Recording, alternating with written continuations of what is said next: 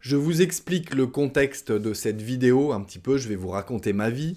Je me suis levé très tôt ce matin parce que beaucoup de choses à faire. Et puis, il y a à peu près une heure, je suis allé me promener, je suis allé dehors parce qu'on est en janvier 2021. Et vaut mieux profiter d'aller se promener parce que le contexte en 2020-2021 pardon, est un petit peu compliqué. Donc je suis allé me promener. Il est à peu près 14h30 en France, là, au moment où j'enregistre la vidéo, et j'ai très faim. Et je suis rentré chez moi, je me suis dit, j'ai une faim de loup. J'ai une faim de loup. C'est une expression, je vais vous expliquer. Et là, je me suis dit, mais il y a plein d'expressions qui concernent la nourriture, les repas, toutes les petites choses à manger. Donc bingo, je vais pas manger tout de suite, je vais enregistrer une vidéo tout de suite pour partager cette leçon avec vous. Parce que ça fait partie, on va le voir, des expressions françaises importantes et leur signification. Et puis ça fait partie évidemment des expressions françaises à connaître pour parler comme un français. Donc on se concentre, je vais vous expliquer ça aujourd'hui, on va en voir 5, allez 6 avec un bonus. On se concentre et on revient juste après ça.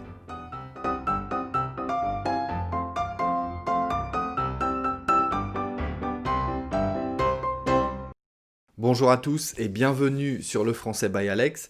Si on ne se connaît pas encore, je m'appelle Alex. J'ai créé cette chaîne pour vous aider à avoir l'air français en parlant, pour vous apporter des astuces pour mieux parler français.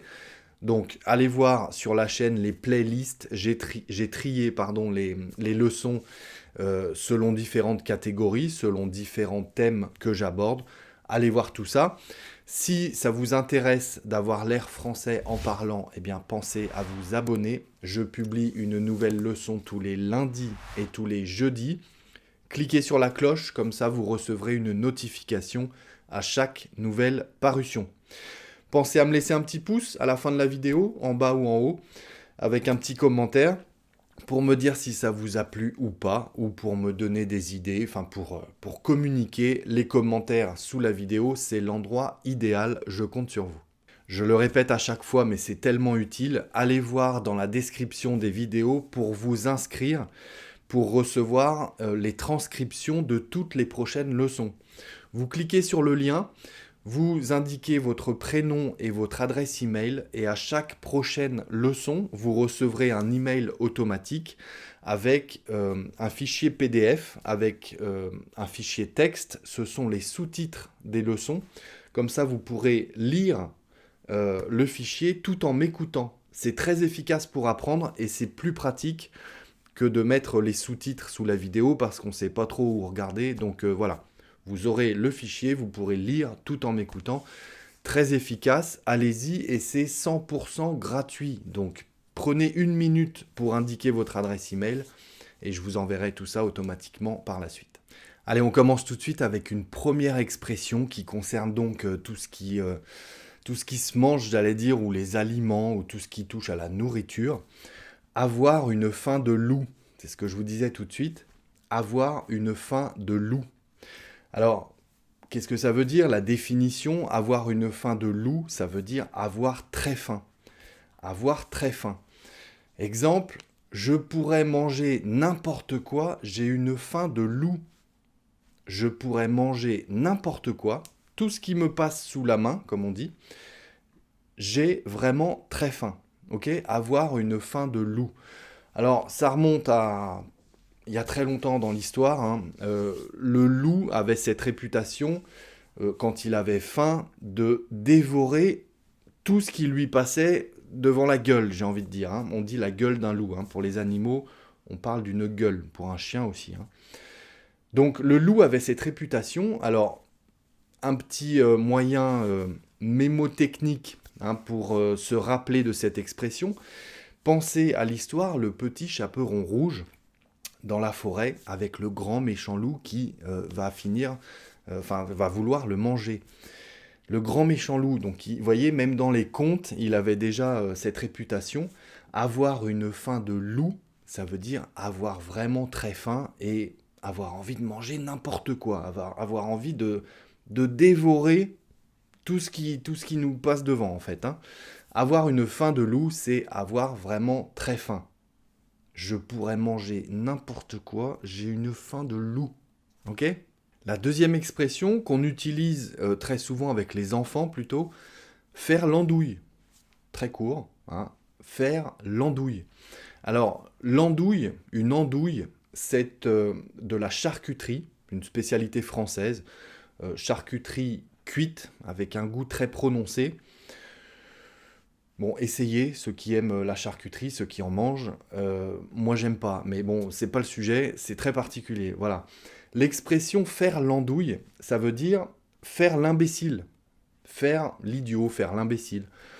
Un exemple, vous êtes avec votre enfant dans un magasin et il saute partout, hein, il fait l'imbécile comme ça.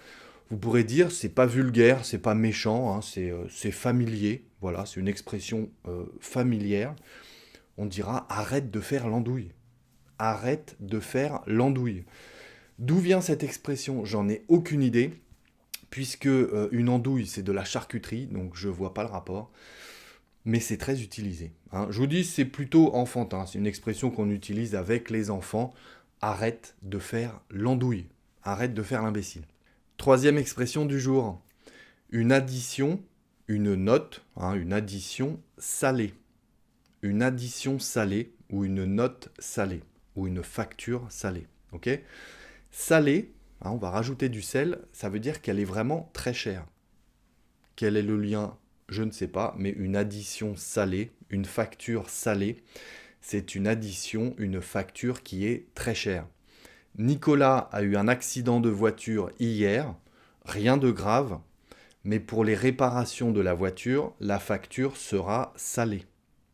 Pour les réparations de la voiture, la facture sera salée. Ça veut dire que la facture sera élevée, la facture sera très chère. Ok? Une facture salée, une addition salée au restaurant, par exemple, hein, vous invitez 15 amis, vous mangez pendant des heures et vous buvez de très bons vins, avec modération bien sûr, etc., etc. Vous invitez tout le monde, forcément, l'addition sera salée. Voilà. Une addition salée, une addition très chère. Ok? Très souvent utilisée, n'hésitez pas à pratiquer, à utiliser cette expression au quotidien.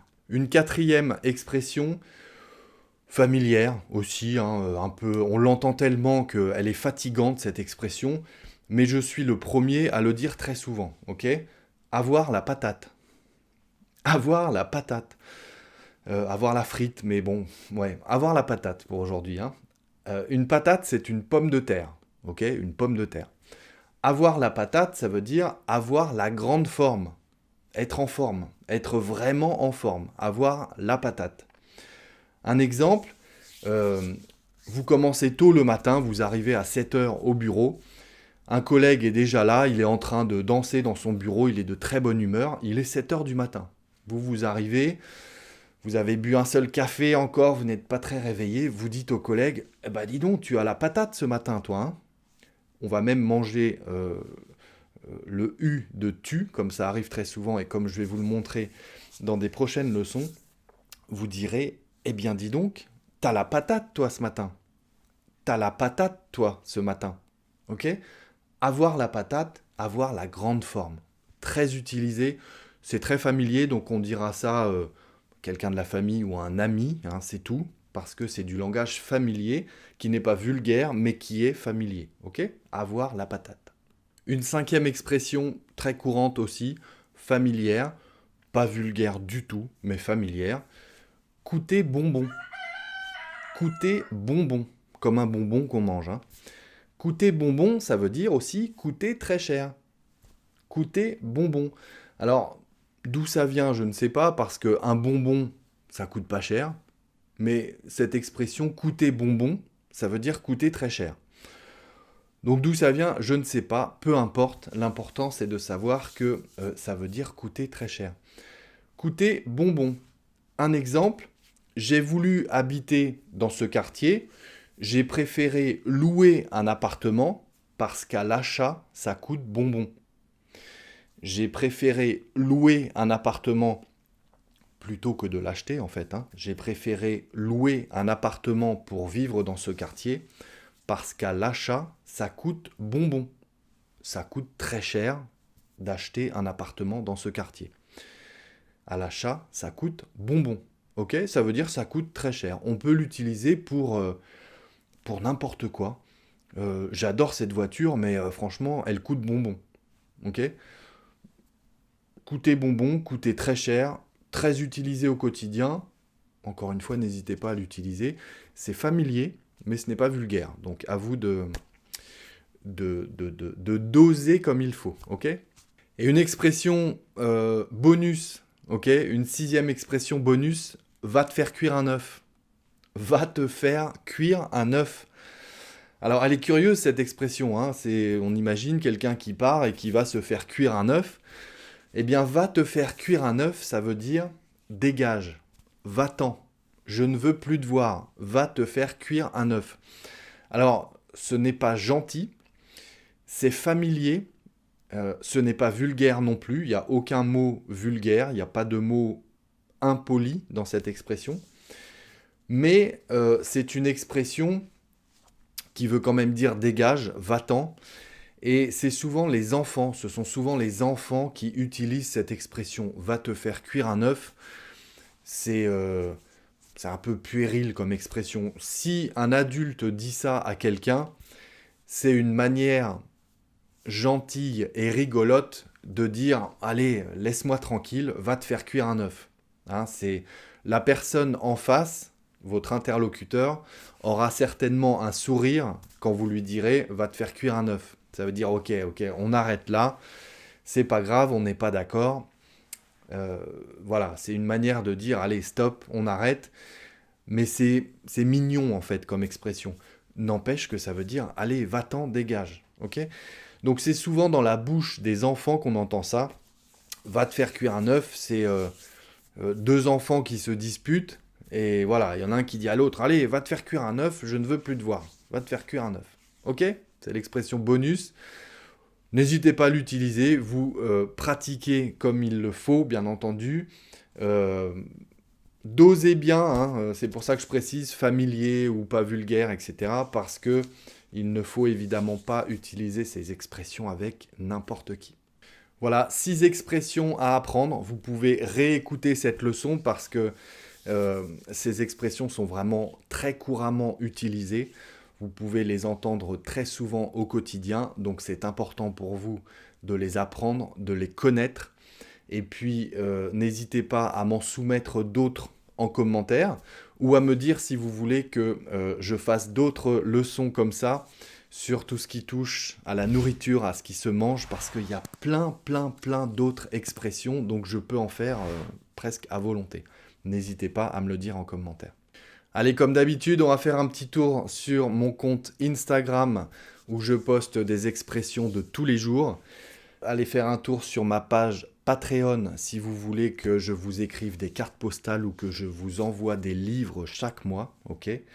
Et puis, d'ici la prochaine leçon, eh bien, je compte sur vous pour bien travailler, pour vous concentrer. Prenez soin de vous et je vous dis à très bientôt sur le Français by Alex.